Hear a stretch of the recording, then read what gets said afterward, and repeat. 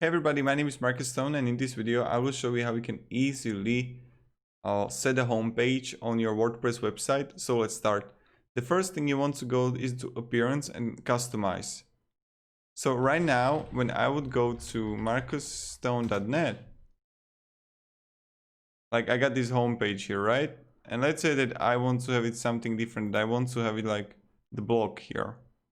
So what I will do, homepage settings and homepage displays, homepage, home, and I want to have it block.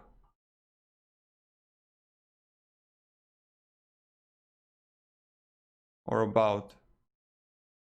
Yeah, let's go with about. And now let's click publish. And wait a second. Voila, here we got it. In the moment when I wrote marcusstone.net, the homepage is about. And this is how you can set the new homepage on your WordPress website.